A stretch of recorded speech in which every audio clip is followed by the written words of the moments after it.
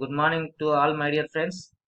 So ఈ రోజు మనము ఆర్ఆర్బి ఎన్టీపీసీ సిలబస్ గురించి డిస్కస్ చేస్తాం. ఓకేనా? సో మనకి RRB NTPC exams December 15th నుంచి స్టార్ట్ అవుతుందనే ఇన్ఫర్మేషన్ అయితే మనకు వచ్చింది. సో కాబట్టి మనం ప్రిపరేషన్ ఇంతవరకు స్టార్ట్ చేయని వాళ్ళు ఇప్పటి నుంచి స్టార్ట్ చేసినా కూడా సరే జాబ్ కొట్టేదానికి అవకాశం చాలా ఎక్కువగా ఉంటుంది. సో కాబట్టి డోంట్ వరీ. ఇప్పటి వరకు మీరు ప్రిపరేషన్ స్టార్ట్ చేయకపోయినా మనకి ఇప్పుడు సెప్టెంబర్ కదండి. September, October, November, December exactly 3 months ఉంది. ఈ 3 months లో మనం కరెక్ట్ గా ప్రిపేర్ అవ్వగలిగితే జాబ్ మనం ఈజీగా కొట్టొచ్చు.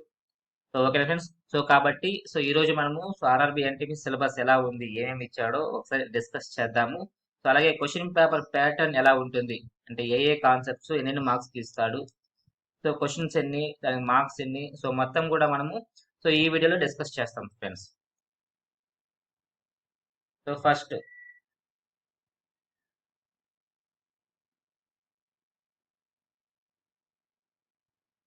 ఇది ప్రిలిమ్స్.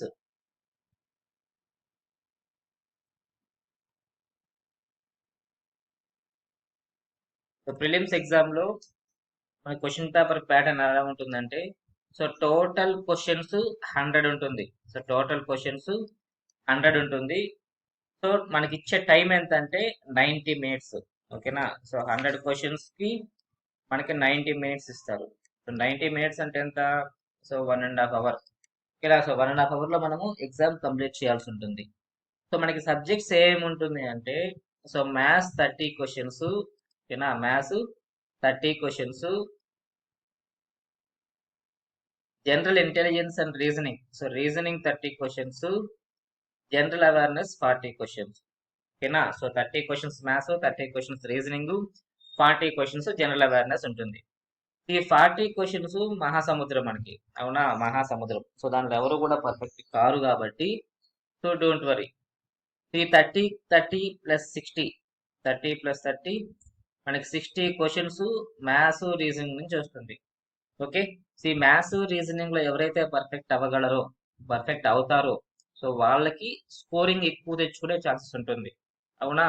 ఎందుకంటే మ్యాథ్స్ రీజనింగ్ అక్యురసీ ఉంటుంది. ఎగ్జాక్ట్లీ అక్యురసీ అనేది మనం మెయింటైన్ చేయొచ్చు. అంటే మనం ఎగ్జామ్ రాసేటప్పుడే ఆన్సర్ రైట్ రాంగ్ మనం చెప్పొచ్చు కాబట్టి మనకి తెలిసిపోతుంది మన స్కోర్ పెరుగుతుందా తగ్గుతుందా అనేసి. కానీ జనరల్ అవేర్నెస్ లో మనం ఎగ్జాక్ట్లీ చెప్పలేం మనం పెట్టే ఆన్సర్ రైట్ ఆ రాంగ్ అని. కాబట్టి అక్కడ అక్యురసీ ఉండదు. కాబట్టి మనం స్కోరింగ్ ఎక్కువ తెచ్చుకోవాలి అంటే మ్యాథ్స్ రీజనింగ్ లో ఖచ్చితంగా మనం స్ట్రాంగ్ అవ్వాలి. ఓకేనా? జనరల్ అవేర్నెస్ లో అందరూ అలాగే ఉంటారు కాబట్టి దాంట్లో కాంపిటీషన్ పెద్దగా డిఫరెన్సెస్ అనేది ఉండదు. క్లియర్ కదా ఫ్రెండ్స్? మనకి రైల్వే జాబ్ కొట్టాలి అంటే మనం దేనిలో స్ట్రాంగ్ అవ్వాలి ఫస్ట్? మ్యాథ్స్ రీజనింగ్ లో ఫస్ట్ స్ట్రాంగ్ అవ్వాలి. ఓకే? జనరల్ అవేర్నెస్ కూడా మనం చదువుకుంటూ వచ్చాము అంటే ఓవరాల్ గా మన స్కోరింగ్ ఎక్కువ తెచ్చుకునే ఛాన్సెస్ ఉంటుంది. ఓకేనా? నెక్స్ట్ ఇది మెయిన్స్ అంటే లెవెల్ 2. మెయిన్స్ ఎగ్జామ్ ఎలా ఉంటుంది అంటే సెకండ్ స్టేజ్.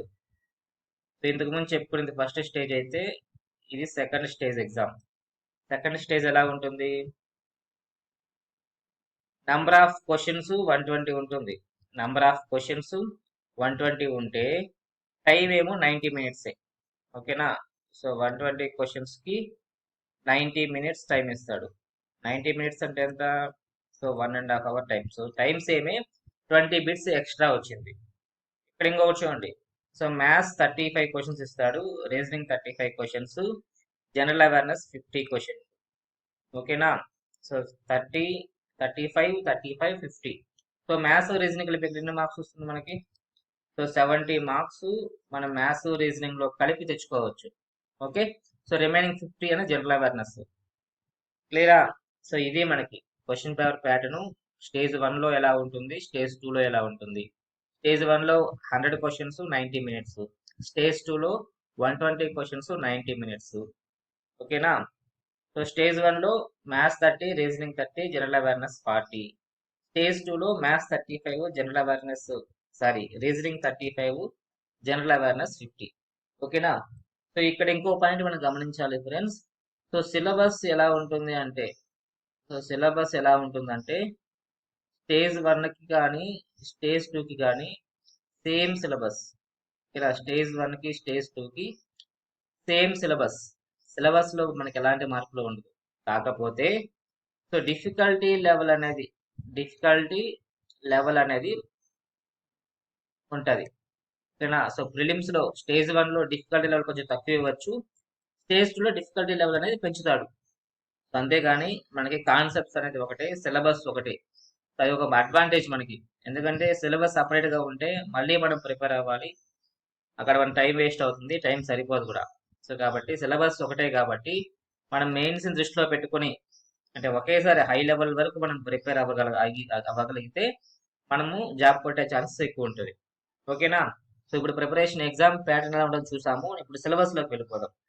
ఓకేనా? సిలబస్ ఏ టాపిక్స్ ఇచ్చాడు, ఏ టాపిక్స్ ప్రిపేర్ అవ్వాలి ఒకసారి డిస్కస్ చేద్దాం. సో ఫస్ట్ ఏంటండి, సో మ్యాథమెటిక్స్. మనకి మ్యాథమెటిక్స్ లో స్టేజ్ 1 లో 30 క్వశ్చన్స్ ఉంటుంది, స్టేజ్ 2 లో 35 క్వశ్చన్స్ ఉంటుంది.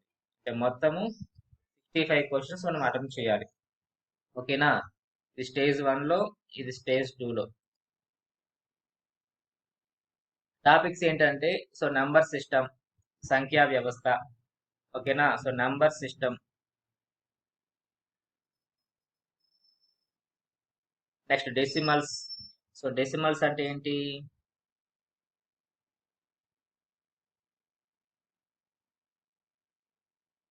ఓకేనా? ఇది ఫస్ట్ టాపిక్, ఇది second topic. Next fractions. Fractions అంటే భిన్నాలు. నెక్స్ట్ ఎల్సిఎం అండ్ హెచ్సిఎఫ్, కసాగు గసాగు. ఎల్సిఎం అండ్ హెచ్సిఎఫ్ అంటే కసాగు గసాగు. సంఖ్య వ్యవస్థ. ఓకే. సో నంబర్ సిస్టమ్ అంటే సంఖ్యా వ్యవస్థ, డెసిమల్స్ అంటే దశాంశాలు, సో ఫ్రాక్షన్స్ అంటే భిన్నాలు, సో ఎల్సిఎం అండ్ హెచ్సిఎఫ్ కసాగు గసాబా. సో రేషియో అండ్ ప్రపోర్షన్, నిష్పత్తి అనుపాతం. ఓకేనా? రేషియో అండ్ ప్రపోర్షన్ అంటే నిష్పత్తి అనుపాతం.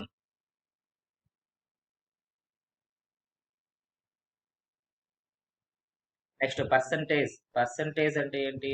శాతం, శాతాలు. మెన్సురేషన్ అంటే క్షేత్రమితి. మెన్సురేషన్ అంటే క్షేత్రమితి. సో టైమ్ అండ్ వర్క్, కాలము పని. So time and distance. Time and distance అంటే సో కాలము దూరం. So simple and compound interest అంటే బారు వడ్డీ, చక్రవడ్డీ. సో ప్రాఫిట్ అండ్ లాస్ అంటే లాభ నష్టాలు, లాభము నష్టము. సో లాభ నష్టాలు. So elementary algebra. So elementary algebra, so geometry, trigonometry, elementary statistics. ఓకేనా? సో ఇవన్నీ కూడా మనకి ప్యూర్ మ్యాథ్స్ కిందకి వస్తుంది. సో ప్యూర్ మ్యాథ్స్ కిందకి వస్తుంది. సో ఇవంతా కూడా మనకి సో అర్థమెటిక్ కిందకి వస్తుంది. ఓకేనా?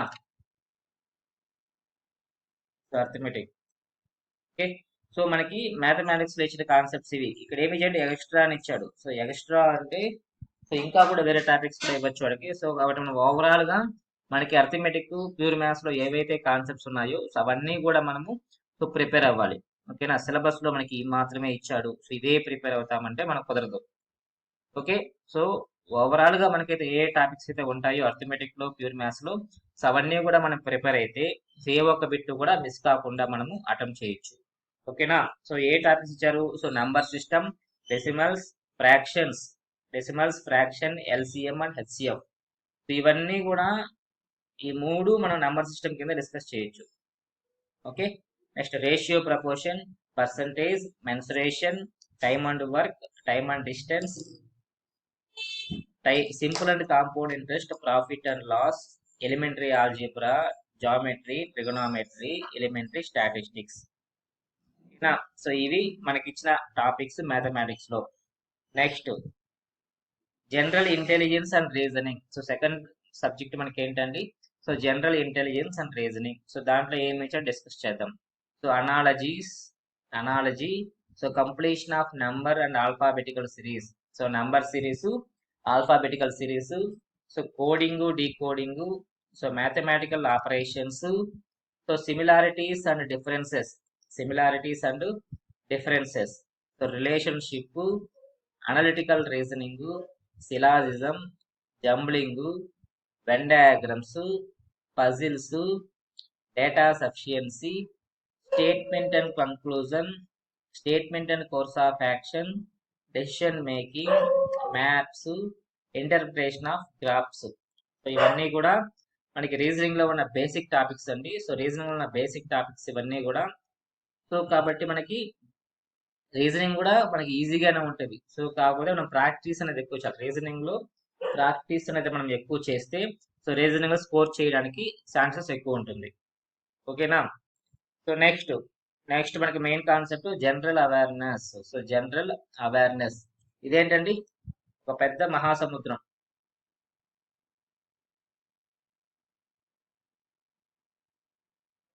జనరల్ అవేర్నెస్ ఏంటండి, ఒక పెద్ద మహాసముద్రం. ఓకేనా. సో ఎందుకు అంటే మనకి మ్యాథమెటిక్స్ అయినా రీజనింగ్ అయినా కొంత సిలబస్సే ఉంది, మన కొన్ని టాపిక్సే ఉంది, కొంత సిలబస్సే ఉంది. ఆ కొంచెం కానీ మనం కరెక్ట్గా ప్రిపేర్ అవ్వగలిగితే మార్క్స్ ఎక్కువ తెచ్చుకోవచ్చు. కానీ జనరల్ అవేర్నెస్ అనేది మనం ఎంత నేర్చుకున్నా కూడా అది కంప్లీట్ కాదు, ఇంకా నేర్చుకోవాల్సింది ఎంతో ఉంది, పెండింగ్ ఉంటుంది. ఓకేనా. సో నిరంతరం మనం నేర్చుకోవాల్సిన సబ్జెక్ట్ ఏంటంటే general awareness. Okay. So remaining subjects ఒక 2 మంత్స్ 3 మంత్స్ ప్రాక్టీస్ చేసి వదిలేసినా కూడా మనం కంప్లీట్ సిలబస్ నేర్చుకున్నట్టు మీనింగ్. కాకపోతే జనరల్ అవేర్నెస్ ఎంత నేర్చుకున్నా కూడా అది కంప్లీట్ మాత్రం కాదు. కాబట్టి జనరల్ అవేర్నెస్ అనేది ఒక మహాసముద్రం లాంటిది. దాన్ని మనం ఎప్పుడూ కూడా టచ్లోనే పెట్టుకోవాలి, నిరంతరం చదువుతూనే ఉండాలి. చదవకుండా గ్యాప్ తెచ్చుకున్నాము అంటే మర్చిపోతాం, మళ్ళీ ఫస్ట్ నుంచి చదువుకోవాల్సి ఉంటుంది. ఓకేనా. సో ఒకసారి కాన్సెప్ట్ చూద్దాము. So current events and national and international importance అంటే కరెంట్ అఫైర్స్ వర్తమాన అంశాల గురించి మనం చదవాలి. ఓకేనా. ఇది ఈ రైల్వే ఎగ్జామ్ కోసమే కాదు, సో కాంపిటేటివ్ ఎగ్జామ్ ఏది రాయాలన్నా మనం కరెంట్ అఫైర్స్ మీద మనకి గ్రిప్ ఉండాలి. ఇది సెంట్రల్ ఎగ్జామ్ కాబట్టి స్టేట్ లో ఉన్న కరెంట్ అఫైర్స్ గురించి మనకు అవసరం లేదు. ఓకేనా. స్టేట్ లో జరిగే కరెంట్ అఫైర్స్ గురించి మనకు అవసరం లేదు. సో నేషనల్ అండ్ ఇంటర్నేషనల్ గురించి మాత్రమే వాడు అడుగుతాడు. ఓకేనా. National and international current affairs గురించి మాత్రమే మనం చదువుకోవాల్సి ఉంటుంది. Next games and sports. Games and sports, art and culture of India అంటే కళలు సంస్కృతి. నెక్స్ట్ ఇండియన్ లిటరేచర్ అంటే సాహిత్యం. ఇండియన్ లిటరేచర్ అంటే భారతదేశ సాహిత్యం. Next monuments and places of India. Monuments అంటే ఏంటండి, సో చారిత్రక కట్టడాలు, చారిత్రకమైన ప్రదేశాలు ఏవైతే ఉన్నాయో భారతదేశంలో అవన్నీ కూడా మనం ఒకసారి చూసుకోవాలి. ఇక్కడ next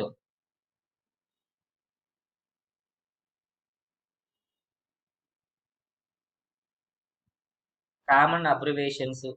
common abbreviations. Next transport system in India అంటే రోడ్స్, రైల్వేస్, ఎయిర్వేస్, ఓకేనా, సీవేస్, ఓకే, ఇవన్నీ ఉంటాయి కదండి. సో ఇవన్నీ కూడా మనం చూసుకోవాలి. Next important and government and public sector organizations of India. Important government and public sector organizations in ఇండియాలో ఏవైతే ఉన్నాయో ఆర్గనైజేషన్స్, సో వాటి మీద కూడా మనం కొంచెం ఐడియా పెట్టుకోవాలి. అంటే ఇప్పుడు మనం డిస్కస్ చేసుకున్నవన్నీ ఏంటండి, ఈ current affairs, games and sports, arts, culture, Indian literature, monuments, common abbreviations, transport system, public sector banks. So ఇవన్నీ కూడా మనం దేని కిందకి వస్తుందంటే స్టాండర్డ్ జీకే కిందకి వస్తుంది. ఓకేనా. సో ఫస్ట్ దేమో కరెంట్ అఫైర్స్, రిమైనింగ్ అన్ని కూడా స్టాండర్డ్ జీకే కిందకి వస్తుంది. సో స్టాండర్డ్ జీకేలో మనం అన్ని టాపిక్స్ లో కవర్ చేసుకోవచ్చు. సో ఏవైతే ఉన్నాయో ఇవి ఇచ్చిన టాపిక్స్ మాత్రమే కాదు, సో ఏవైతే కరెంట్ అఫైర్స్ జీకే కిందకి వస్తుందో అవన్నీ కూడా మనము ఒకసారి చదవాల్సి ఉంటుంది. Next general science and life science. So general science and life science, history of India and freedom struggles. So history of India మనకి చాలు, ఓకేనా. హిస్టరీ ఆఫ్ వరల్డ్ మనకు అవసరం లేదు. History of India, freedom movement గురించి నేర్చుకుంటే సరిపోతుంది.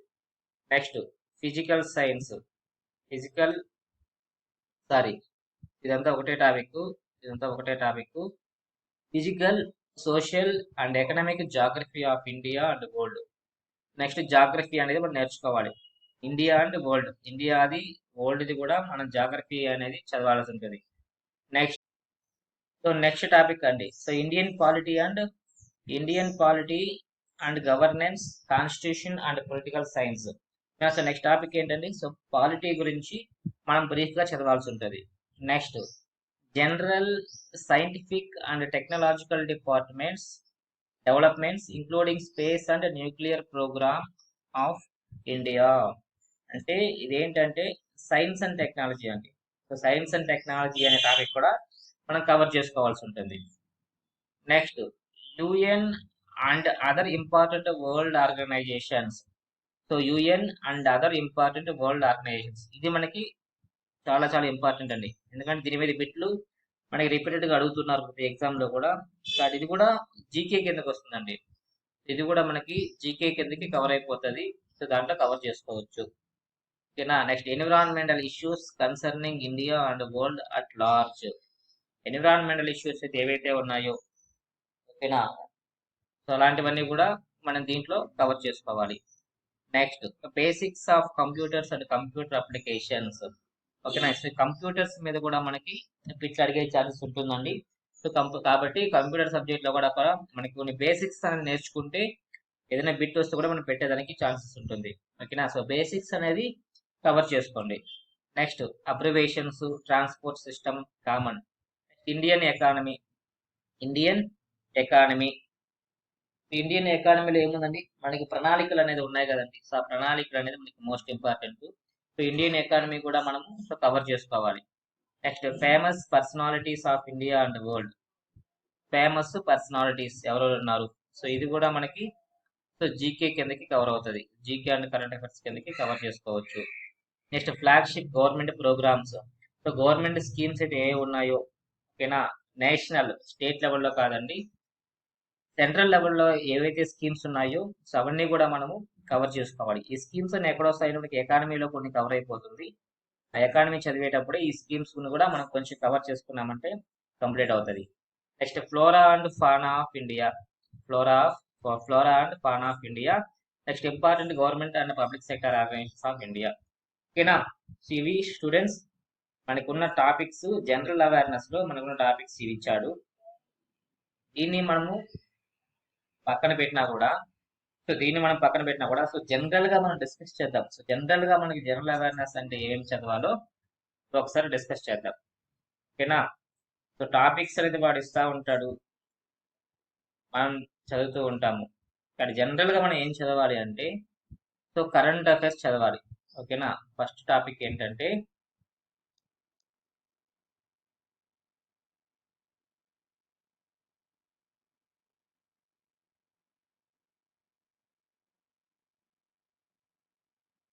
ఓకేనా,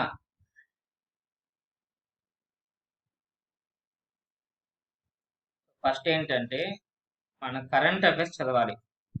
సో కరెంట్ అఫైర్స్ ఏది చదవాలి అంటే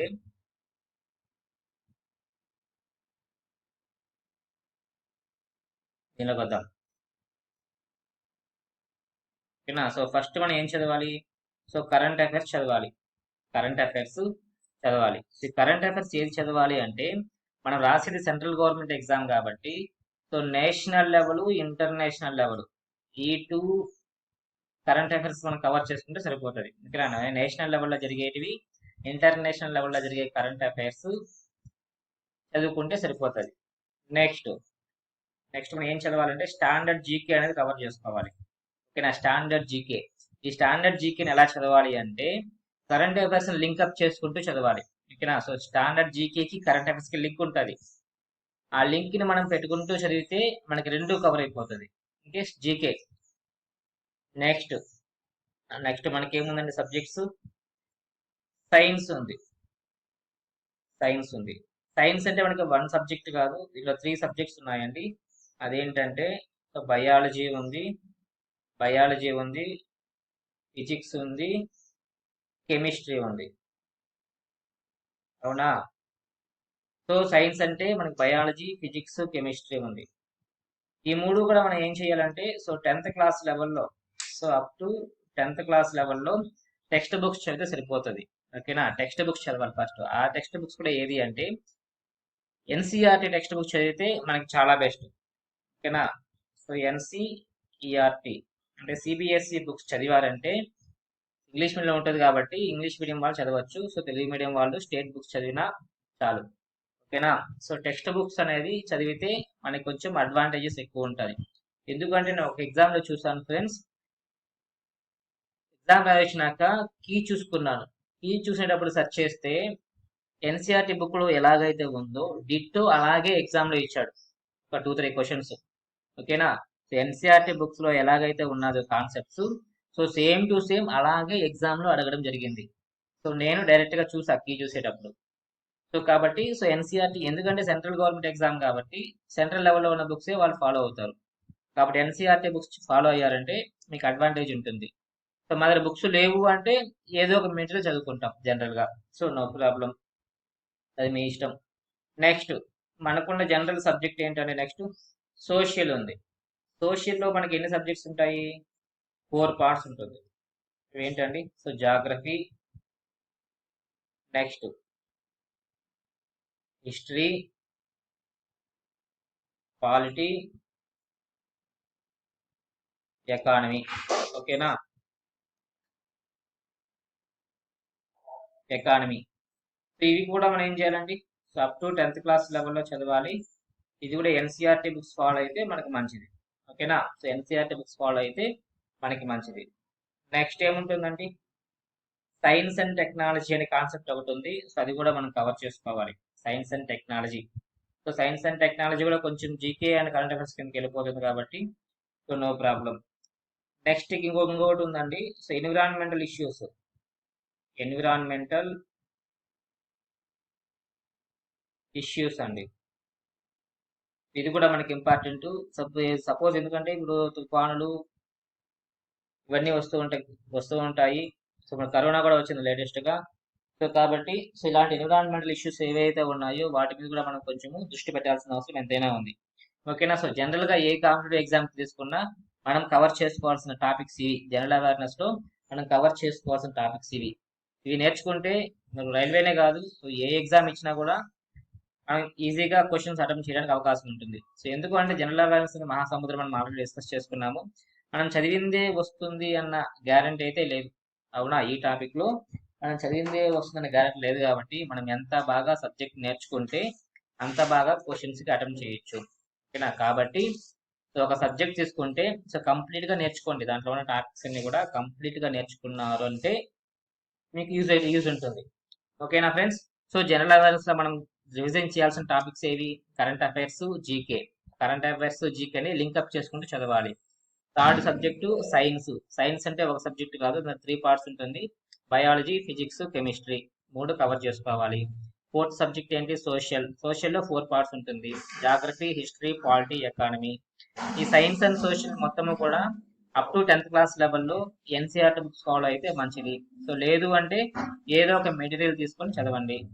next science and technology, environmental issues. So ఇవండి మనము ఒక కాంపిటేటివ్ ఎగ్జామ్ కి ప్రిపేర్ అవ్వాల్సిన సిలబస్.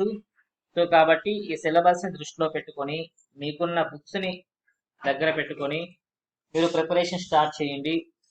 ఓకేనా? సో బాగా ప్రిపేర్ అవ్వండి, జాబ్ కొట్టండి. Okay friends? సో ఇది ఈరోజు మన క్లాసు. సో ఈ రోజు మనం కంప్లీట్ గా సిలబస్ ఎలా ఉంటుంది, ఎగ్జామ్ క్వశ్చన్ పేపర్ ప్యాటర్న్ ఎలా ఉంటుంది డిస్కస్ చేసాము. ఓకేనా? సో నెక్స్ట్ డే నుంచి మీరు ప్రిపరేషన్ స్టార్ట్ చేయకపోతే స్టార్ట్ చేయండి. స్టార్ట్ చేస్తుంటే రివిజన్ చేసుకోండి. ఎన్నిసార్లు రివిజన్ చేస్తే మనకి సో అంత మంచిది. ఓకేనా? సో నెక్స్ట్ వీడియోతో మనము ఇంకో వీడియోలో కలుద్దాము. So until then have a nice day. Bye.